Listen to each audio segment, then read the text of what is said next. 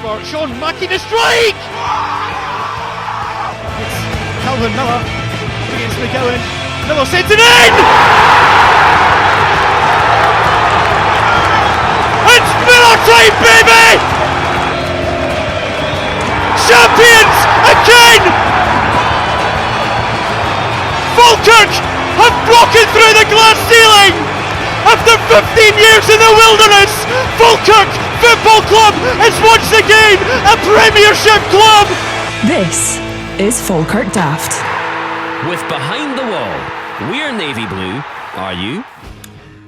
Hello and welcome along to Falkirk Daft. It is the big preview show. Ross is still not with me. He's away enjoying his half term at Centre Parks. So I'm here flying solo, asking the questions and finding out a wee bit more about our opponents this Saturday at the Falkirk Stadium. I am doing it in the company with a man who I love. He is the voice of new music in Scotland, but not only is the voice of new music in Scotland, he is a dark blue through and through. Is Mr. Jim Gellatly. How you doing, Jim? How you doing, John? Good to speak to you, Falkirk Dafty. It's been a wee while, Jim. So, backstory is me and Jim have worked in radio together for years and years and years at Beat 106 and XFM Scotland, all the defunct radio stations that don't exist anymore. But you're still on the radio at BFBS, Jim? Indeed I am, and I do a new music showcase on Amazing Radio as well that I've been doing for 15 years now, which seems incredible. That's amazing. We'll talk about, because there's no point in having the voice of new music in Scotland. Now, if you don't know who Jim is, Jim basically played everyone before they got big. So, Biffy Clyro, Amy McDonald, Paolo Nutini, all these players, they all owe it to Jim for playing them on the radio first. I would say they all owe their careers to you, Jim. Oh, that's nice. And in Falkirk at the moment, so of course, we've got Broghill doing amazing stuff. I just was at their gig on Friday night, so we'll talk about we'll talk a bit about new music in just a bit, Jim, because I'd like to get your thoughts and get some hot tips from you. But not only new music, many people probably don't know that you're so ingrained to Dundee and your family's so ingrained to Dundee. Yeah, my grandfather was the chairman of Dundee when we won the league in 1962, and then my father was the chairman. I think possibly the last time we won a trophy, which was 74. So my dad's no longer with us, but he was got really to the top of Scottish football administration. He was a president of the Scottish League and stuff like that before the Scottish Football League became defunct and became the SPFL. And stuff merging with the SFA. So brought up and also brought up at a time in the 80s where Dundee where Dundee were sort of the second team in the city. I'm not sure quite what it's like at the moment. But my dad would take me to all the games at Tannadice in Europe. So like Barcelona, Roma and all that. So, and I was there at the UEFA Cup final as well, standing on the terraces supporting Dundee United, I hate to say. There was that whole thing in Dundee. I mean, I think it's obviously gone now. But when Dundee United were away, people would go and watch Dundee and vice versa. That doesn't exist anymore, presumably. No, my family, so my cousins, Dundee supporters, would have season tickets for Dens and Tannadice, and wow. And would go to both. They usually be going to Tannadice and supporting the away team. So they weren't really supporting United, but to be honest, if Dundee United, I was delighted yesterday with Dundee United against Rangers because for me it's the city, I'm proud of my city, so and it's sort of better that they got a draw and didn't win because then we have the glory after beating Celtic. Well, beating Celtic. What? I know, unbelievable. We're recording this on a Sunday evening, so it's very much fresh in the mind. 37 years since Dundee got a win over Celtic at Dens Park. From a Falkirk perspective, not great because I think, and I don't know if this is the same with Dundee supporters, Jim, were talking at the match yesterday saying, I think it's going to be a three-way league between ourselves, and Livingston. Maybe correct me if I'm wrong in terms of to win the league. No, just down at the bottom. I think. I mean, I don't know if other teams might get dragged into it. What about Rangers and Aberdeen? Well, Rangers and Aberdeen, exactly. Yeah, but we're sort of looking. I think looking around us, it's Livingston and Dundee, the ones we are eyeing up, and that result today, no one expected it, and especially no one expected it going into the game next week. What a fantastic result, and it was a great performance. Yeah, incredible. And after getting gubbed by Aberdeen in our previous game, never saw it coming, was expecting to get absolutely trounced today, took the lead and thought, oh no, we'll just make them angry. They got second. And it's just like, whoa, what's going on? This is absolutely crazy. So, yeah, I mean, I was all ready to come on here and speak to you about the game, the Dundee Falkirk game, and how you have nothing to worry about. I'm not so sure now, but credit to Falkirk. I mean, it's and your support as well are absolutely incredible. I mean, I'll not get a ticket for the next game in Falkirk because you give us even less tickets than we get from Hearts. I know. No, it's brilliant. It's brilliant to see you fill all three sides of your stadium. Everybody always gets the dig in. Everyone gets the dig in every single time. But no, I mean, obviously we've been on our very own journey. Dundee, obviously you've been back in the Premiership the last couple of seasons. Stephen Presley, he's an old Falkirk manager as well, wasn't the most popular appointment, I think it's fair to say. Where is he kind of sitting with the Dundee fans at the moment? Well, I think a bit higher than he was at 12 o'clock today. But no, I mean, there was a lot of unrest. I mean, it's funny. I mean, the media particularly go on about Tony Dock's sacking and how outrageous it was. We only just scraped through last season and didn't get relegated. And our goals against columns for 2 seasons with Tony Dock was atrocious. So that had to improve. And initially, when we started this season, we weren't letting in as many goals. I mean, we did terribly in the Premier Sports Cup. But, I mean, it looked like the defence was getting on course. And I think the defence, I mean, today the defence was incredible. I mean, we'd have lost that game. We'd have probably lost that game 4-3 if this had been last season. Yeah. Well, we obviously personally know Luke Graham, who was on loan with us last season.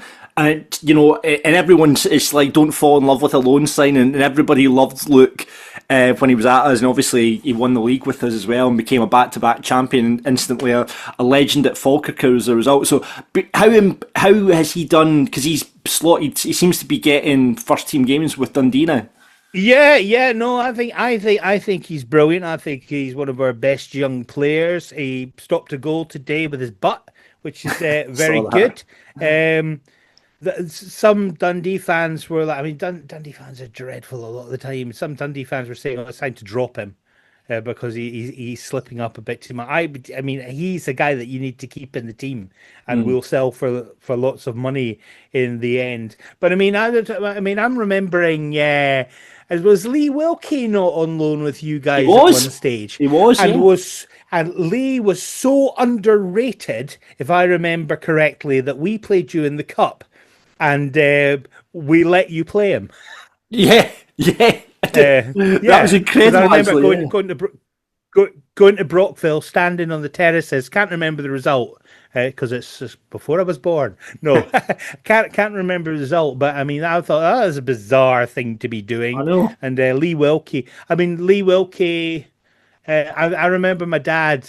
One of the last things we talked about before he died about football, he says he will play for Scotland one day, and and he did, and I think he's brilliant. And I met him in Inverness once. He was managing a band because he got into Oh wow! I did not realise this. He was working for a sports management company, right? Who had I think it was a sports management wing of a management company, Riverside Management, I think, who managed Placebo. Oh, wow. And he was working with them, looking after a band from Dundee, and I met him outside a venue in Inverness at the Go North Festival, I think it was called at the time. Yeah, he was. So, I told him the story of what my dad said and everything. And so Yeah. I love Lee Wilkie. Lee Wilkie pops up on I think he writes a column in the evening telly in Dundee in the Tully, and he pops up onto the various podcasts. And I love, and I always say, if Dundee can't defend, get Lee back to show them how to defend properly. Well, I'll say the same about Luke Graham, because I did say when he came to Falkirk, when looking at his stature and the way he played, I thought he's a future Scotland international, and I would not be surprised. And scored for the under 21s during the week there. He did indeed. One of my friends, actually, and I'm going to out him here on this podcast, Lewis, went to that game and was one of 5 Scotland supporters in Azerbaijan. Oh, wow. That was a crazy game, though, with all the sendings off and everything. Yeah. So shout out to Lupi, former Falkirk TV commentator, who went all the way to Azerbaijan for the Scotland under 21 game. So he said it was very strange because they were like kind of talking to the players and the subs warming up because there's nobody in the stadium. So he said it was a really strange atmosphere, but incredible stuff. Dundee, so we talked Luke Graham there. The star player seems to be the star man. Certainly seems to be Cameron Congreve from Swansea. Is he? Am I right in saying that he's your kind of main man in making things happen? He certainly, he's made a big difference. The last couple of games, he's hardly had a kick of the ball because it was almost like, everybody's found out about him. But today, and I was surprised today how much almost freedom he got, and I thought he had a great game, but didn't even get the man of the match, which was fascinating. Because I thought, he's doing really well. I think Clark Robertson got the man of the match, which was well deserved. Got a goal, held the defence together, was brilliant. I think for too long we've relied too much on Simon Murray, and Simon Murray's only scored, I think, 1 goal in the league this season. But the problem was they'd be punting the ball up. Simon Murray would have it, and there'd be nobody to play off. But today was the total opposite. On the break, Dundee were incredible, and it wasn't this like one guy running up. There were like 3 or 4 of them, and it was just like, whoa, what's happened? This is what they should have been doing in our past games when you get the ball. Anyone else we should be looking out for in Dundee side that's that's going to be a threat to Falkirk, Jim? I'm a big fan of Joe Wesley, who's come in. We bought him, I think, from Burnley. He's a good player. Plays sort of just off Murray when he gets the chance. He's great. Cesar Garza is just back from the Under-20 World Cup, Mexican.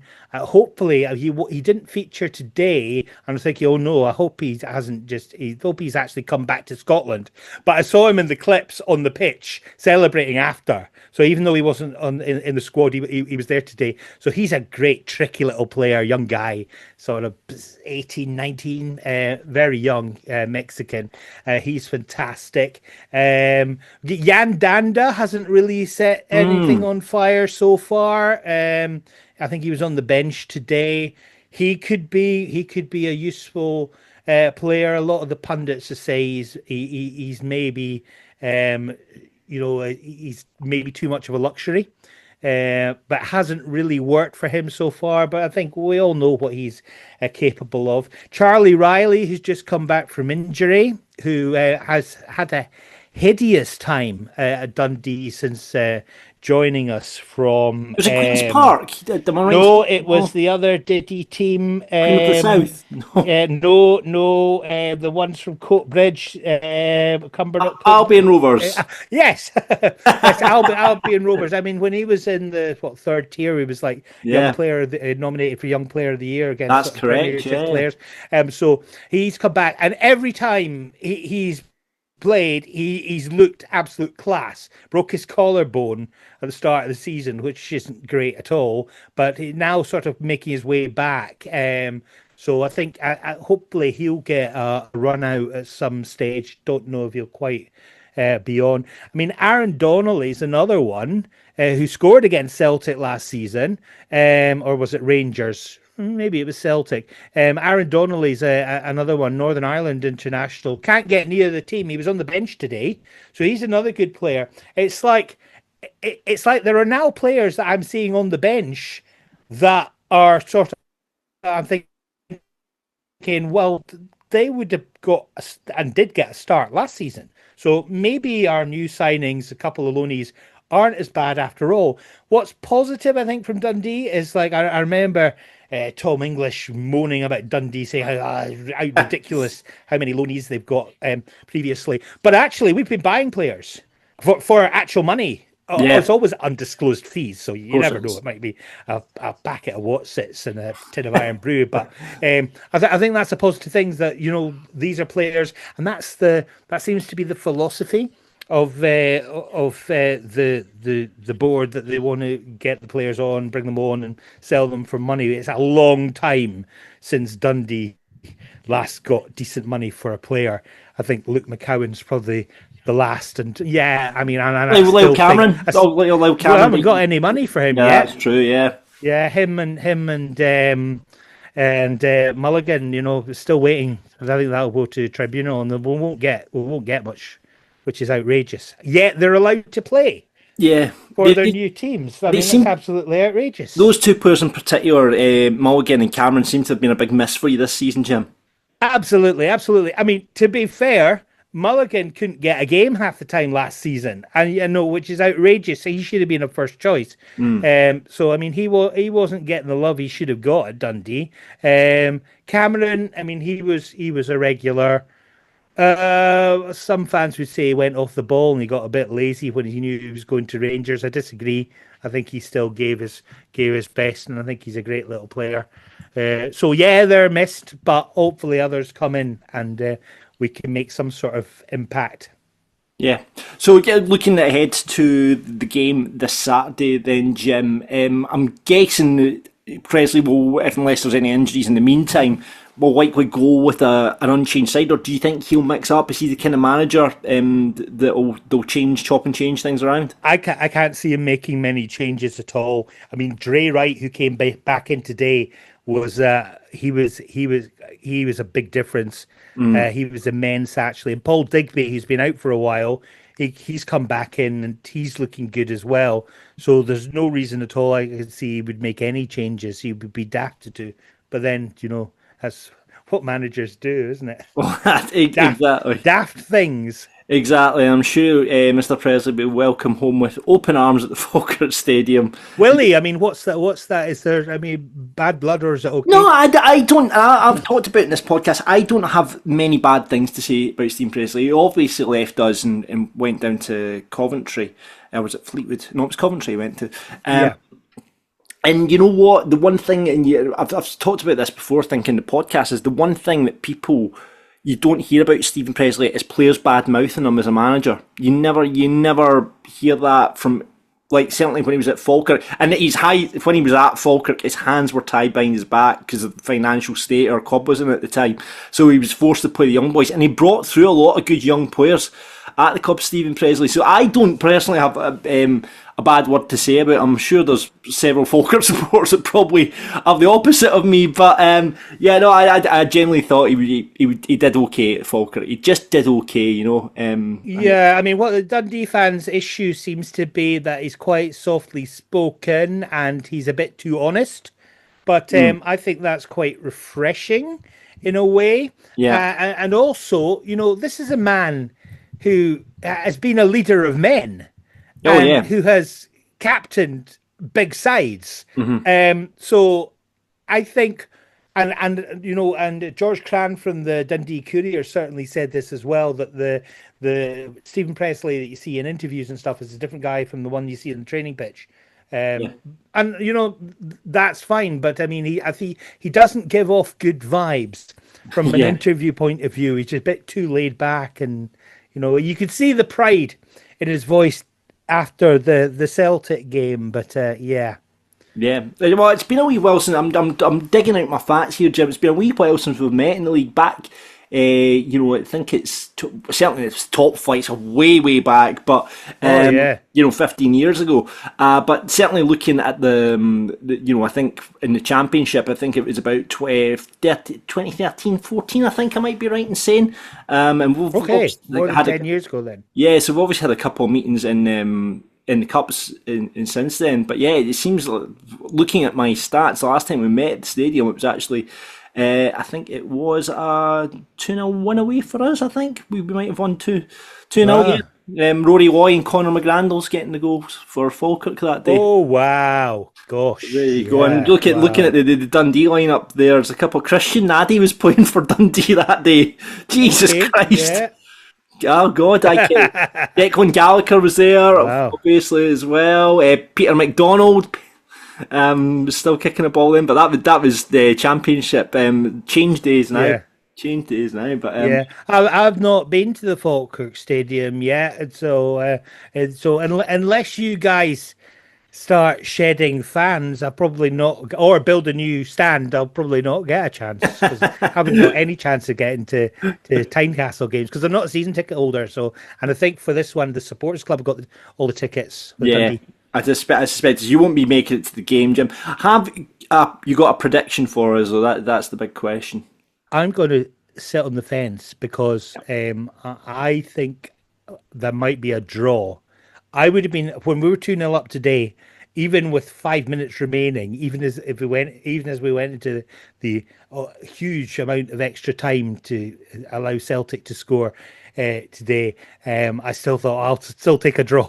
But I think, and I think before we played Celtic, looking ahead to travelling to Falkirk, I'd have taken a draw. I wouldn't have seen us winning, because we'd been at the foot of the table. But I think I will be happy with an away draw. You take a draw. I would take a draw. I'm never going to predict my team are going to lose. No. I'm not going to predict we'll win, because I'm not sure. Yeah, if we play like we played today, we've got the opportunity. But I mean, you guys have just come off a good win. Well, that's the thing, going into these two fixtures, say these are vital fixtures. I wanted a point in Motherwell. We got 3. And I thought the big game is the game against Dundee, and we need 3 points there. I mean, if we could get 3 points at the stadium, I think it would be massive. If we play the way we played in the second half against Motherwell, we've got a chance of doing that. If we play the way we played in the first half against Motherwell, there's no chance we'll get anything from the game, because we were rotten. Oh, well, you like Dundee, you only play half a game. Pretty much, Jim. Pretty much. So, I think it could. I think it could be I would suspect it could be a draw, just off the back of that victory. But I am going to go for a sneaky Falkirk 1-0 win. Fair enough. There we go. Man. Why not? Listen, it'd be remiss of me before I let you go, Jim, not to ask you about some music tips for our listeners. I mentioned Brogo. I was at the gig at Falkirk, their album launch in Falkirk on Friday evening. Fabulous. Brilliant. Really, really good. Wild night. Brilliant band. They're all Celtic fans, though, aren't they? Well, the Celtic Sports. One, the bassist, is basically Falkirk, but it depends who's asking, I think, pretty much. So I think he's... Like the old Biffy Clyro thing. Yeah. Like, yeah, we support Ayr United and Kilmarnock, honest. I do, yeah. So, yes. But no, they're a brilliant Falkirk band. Who else is on the Jim Gellatly radar at the moment? Oh, that's a tricky one. There's so much good, exciting stuff coming through that I'm always looking sort of slightly ahead, and it's a question that I'm asked all the time. Of course it is, yeah. I never have an answer, and it's usually something I've just come across. So if you ask me for one act right now, an act from, I want to say Brighton, certainly down south somewhere, but living in Fortrose in the Black Isle. Right. Which is, and he plays, he's a ukulele player, singer-songwriter, doing really sort of poppy stuff. Very catchy songs, goes under the name The Boy Genius, not to be confused with the American indie supergroup Boy Genius, which is one word, this and lowercase, this is 2 words, or 3, because there's the as well. So The Boy Genius. Right. That's one I'm excited about. But really, there's loads. And listen to my show every Sunday afternoon at 2 p.m. on Amazing Radio, amazingradio.com, and hear a selection of new music from Scotland and beyond. There you go, getting the plug in there, Jim. I would expect nothing less from you. You're a complete and utter professional when it comes to these things, unlike this podcast half the time. Right, before I let you go though, Jim, there's one thing that you have to do for me, and it is, how well do you know your team? Listen, it's not a podcast without... I'm dreadful at these. This is where I need my son Hamish, because he only started getting into football at the last World Cup. Oh, wow. And now, Dundee were playing Ayr United, and I took my daughter, and he was after, I wish I'd gone.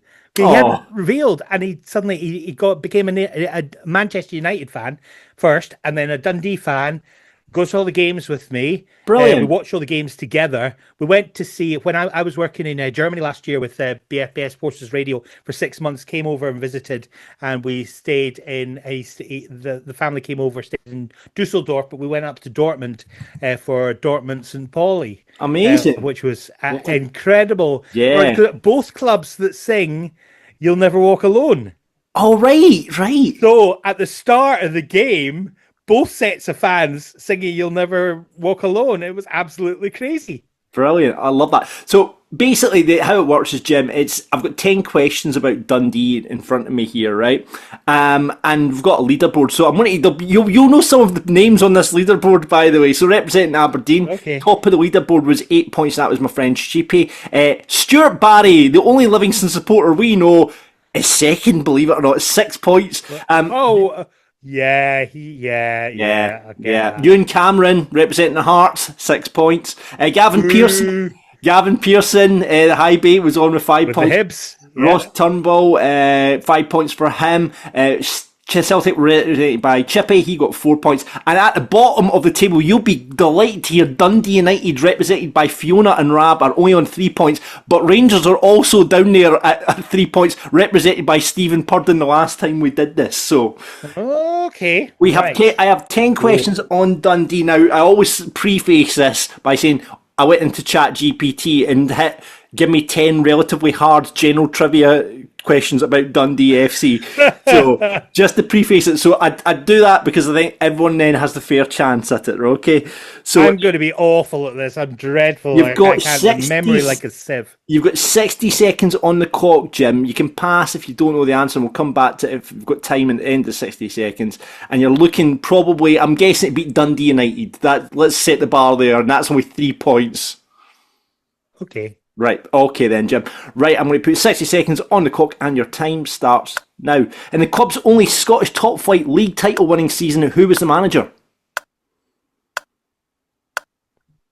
Bob Shankly. Name the season when Dundee reached the semi-finals of the European Cup.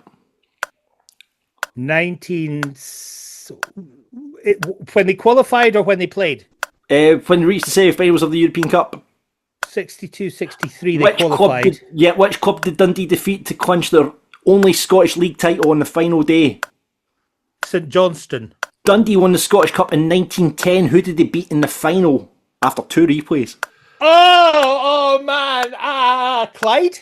In the Championship title winning season 22-23, which player scored the very first goal of the season ending game against Queen's Park? 22-23. Yep, scored the first goal in that game. Pass if you don't know. Don't know. Pass. What was the club's original home ground before moving to Deads Park? Carolina Port. So finish. Well done, Jim. Oh, not bad. There was 3 more questions to go, but you did well with what you did. Let's go through them then, Jim. In the club, so you got Bob Shankly. That was the club's manager in their title-winning season. 62-63. Well done. Nailed that one. St Johnstone was the club you beat in the final match. It was Clyde, so that was the Scottish Cup in 1910. I remember it well. The one you didn't get here, it was Alex Jakubiak, former Falkirk player as well. He got the first goal I'd against never have Queen's got Park. that. And Carolina Port, you got that as well. So your total is 5, Jim. So that's not bad. Not That's bad. not bad. Puts you Not above not bottom of the league. joint there with Hibs and St Mirren on 5 points. So well done. Any chance you could give me the final 3 questions? Do you want to just do? see Okay, how I would have done. Right. In which years did Dundee win the Scottish League Cup consecutively? 54, 55. Nah, it was 51 and 52. Oh, Name any current Dundee player that has played for Falkirk. Luke Graham. Yeah. Who's the only Dundee player to have represented Scotland at 2 World Cups while at the club? While at the club. While at the club. Pass. Doug Cowie. And how many times has Dundee finished as runners-up in the Scottish Cup? In the Scottish Cup. Yeah. How many times have you finished as runners-up? 3. 4. There you go. There you go. Not bad, Jim. Yeah, you're at least above Dundee United, so there you go. Hey. You've done Dundee proud. Brilliant. Listen, Jim Gellatly, the voice of new music in Scotland, thank you so much for joining us on Falkirk Daft. And that's it for this week's preview show. Thank you very much for listening, or if you're indeed watching on YouTube. Remember, still get your tickets for Falkirk Daft Live 6. They are still available. A handful are available for the gig at Behind the Wall on the 29th of November. Scott McKenzie and the one and only Brian Rice will be joining us on the night, so can't wait for that. Remember, like, subscribe to the channel, leave your comments below, and we'll see you on the next one where we're reviewing the game against Dundee, and hopefully Jim's looking sad and crying. We're Falkirk Daft, we're Falkirk Daft, talking about the dark blues and having a bit of a laugh. We're Falkirk Daft, we're Falkirk Daft. You can listen in the pub or you can listen in the bath. We're Falkirk Daft, we're Falkirk Daft. For everyone who's caring about being a Falkirk bairn, we're Falkirk Daft. We are Falkirk Daft.